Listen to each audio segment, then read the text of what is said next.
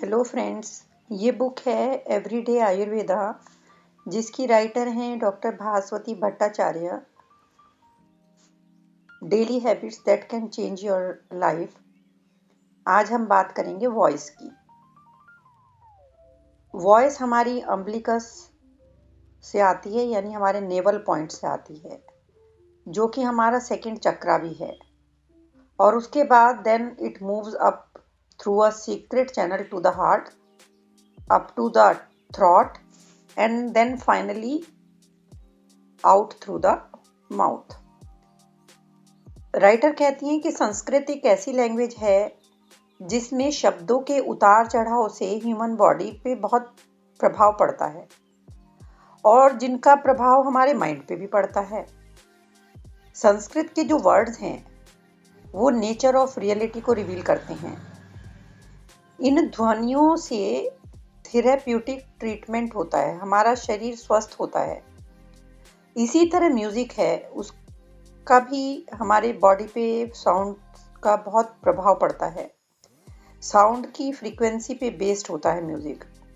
Sound travels in waves and waves that oscillate through the air in coordinated patterns create harmonic patterns, और फिर harmonic sound निकलता है, यानी एक अच्छा सा म्यूजिकल साउंड उससे प्रोड्यूस होता है। सामवेदा में 36,000 श्लोक्स हैं जो भारत नाट्य शास्त्र की रूपरेखा के बेस हैं। भारत हमारा जो है वो 3 शब्दों के मिलने से बना है। भा मीन्स भाव, मूड मीन्स रागा या मेलोडिक फ्रेमवर्क, और ता मीन्स ताल। तो भाव, राग और ताल, भारत वर्ड बनता है इससे हमारे देश में साउंड और म्यूजिक के महत्व का पता चलता है। गंधर्व वेद के अनुसार हमारी जो फिजियोलॉजी है, जो साइकिल रिदम है, उसको हमारी कॉन्शियसनेस के साथ जोड़ता है, इंटीग्रेट करता है। जैसे दिल का धड़कना, सोने जागने का रिदम, हमारी एड्रेनालाइन से कॉर्टिसोल और मेलेटोनिन का निरंतर चलने वाला साइकिल। मंड योगा में ध्वनि तरंगों से कॉन्शियस माइंड को सोल से जोड़ा जाता है, I mean deep meditation. Nada means sound vibration, nada yoga. Sound vibrations और रेजोनेंस हीलिंग करता है, माइंड को बैलेंस करता है। It emphasizes the power of internal music called anahata to flow through subtle energy levels। योगी लोग इसे प्रैक्टिस करते हैं, वो अंदर की तरफ देखते हैं, डीप इनर विजिलेंस, और साइलेंस तक पहुंच जाते हैं जहां पर उनको वाइब्रेशंस के थ्रू मैसेज मिलते हैं। इसके अलावा राग चिकित्सा से भी म्यूजिक के अलग अलग पैटर्न्स को यूज करते हैं। राग जो कि हमारे हिंदी उस म्यूजिक में बहुत सारे हैं। म्यूजिक अलग अलग टोन्स को बॉडी में और नर्वस सिस्टम में भेज के उनको ठीक किया जाता है रोगी के। कुछ स्पेसिफिक राग हैं जो अलग अलग डिजीजेस को ठीक करने के लिए यूज किए जाते हैं, जैसे राग मारवा डिस्ट्रेस को दूर करने के लिए, राग सोनी हेडेक को दूर करने के लिए, राग बागेश्वरी इंसोम्निया के लिए, राग दीपक गैस्ट्रिक हाइपर एसिडिटी के लिए, राग भैरवी हाई ब्लड प्रेशर के लिए, राग शिवरंजनी इंटेलिजेंस में इम्प्रूवमेंट के लिए। ये साउंड्स हमारे माइंड में या हमारे हार्मोनल लेवल में बदलाव लाती हैं। देखिए, यहाँ पर राइटर एक बात बताती हैं कि संस्कृत एक ऐसी लैंग्वेज है जो हमारे मुंह के अलग अलग भागों को यूज करती है। जो उसमें अल्फाबेट्स यूज होते हैं वो इस तरह से बनाए गए हैं कि उनकी साउंड अलग अलग मुंह के पार्ट से निकलती है। The alphabet is arranged in the order of sound emerging from positioning at the back of the mouth, moving forward, पीछे से लेके आगे की तरफ वर्ड्स चलते हैं। To positioning at the lips.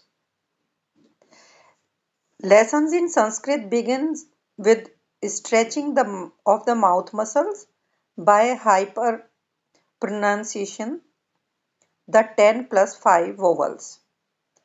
Sound जीभ के पिछले भाग से शुरू होती है और फिर वोकल कॉर्ड को सिकोड़ कर, जीभ को मोड़ कर, इस तरह से ये डिजाइन की गई है संस्कृत वर्णमाला कि जो मुंह के पिछले हिस्से हैं वो पीछे का पार्ट यूज होता है उनमें, और फिर धीरे धीरे जैसे जैसे वर्णमाला आगे बढ़ती है मुंह के अगले हिस्से का यूज होता है।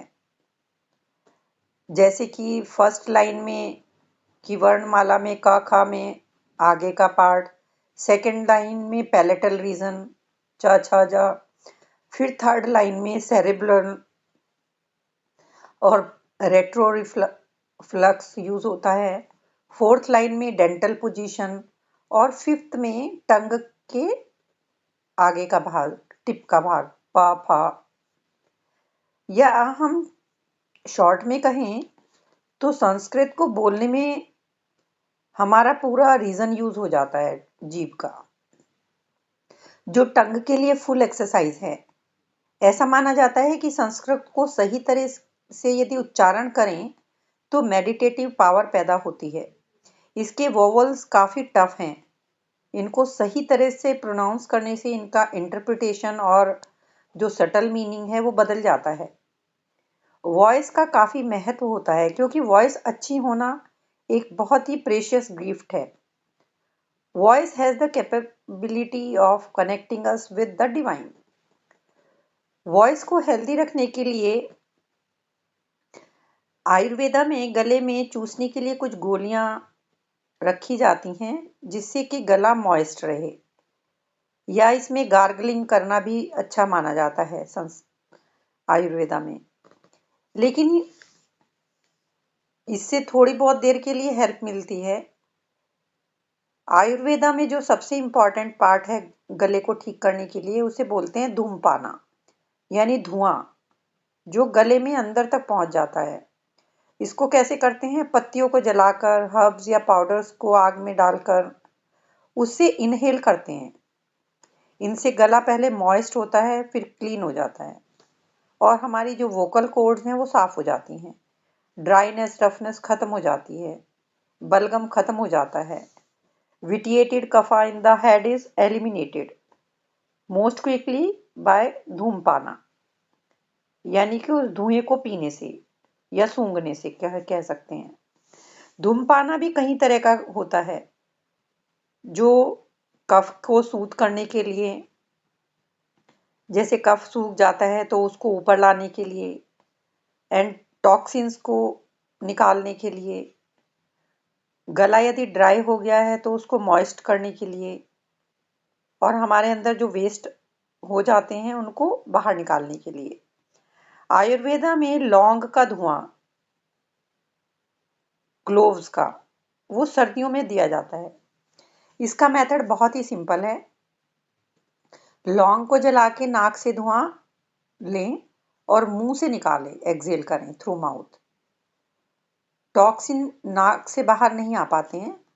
लौंग पे थोड़ा सा घी लगा के पहले उसको जला लें ताकि धुआं ज़्यादा ड्राई ना हो, और फिर आप किसी पानी के थ्रू भी धुआं ले सकते हैं, जैसे हुक्का। धुआं नहाने के बाद, खाने के बाद या जीभ साफ करने के बाद ले सकते हैं। After brushing the teeth, after sneezing, after applying oils to the face. कचनार गूगल का जो धुआं है वो कफ के लिए अच्छा होता है। लिकोराइस या मुलेठी की चाय, लौंग या इलायची, ये सब भी बहुत अच्छी होती हैं गले के लिए।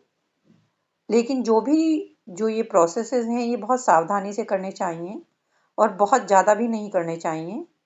इनको सही तरीके से करना बहुत इम्पॉर्टेंट है, सही टाइम पर करना इम्पॉर्टेंट है। Dhumapana liquefies the kapha in the chest, throat and head without drying creating thirst or changes in functions. यदि धूमपान को ठीक से करते हैं तो इससे कफ ठीक होता है, टॉक्सिन्स बाहर निकलते हैं। धुएं को नाक से लेकर मुंह से बाहर छोड़ दें। और धूमपान को आप ये जो मैंने अभी बताया है ऊपर कि कचनार, गूगल का धुआं कोल्ड, थायराइड, नेक, थ्रोट के लिए बहुत अच्छा होता है। लिकोरेस या मुलैठी का कफ के लिए अच्छा होता है। लौंग और इलायची आवाज़ अच्छी करने के लिए अच्छा होता है।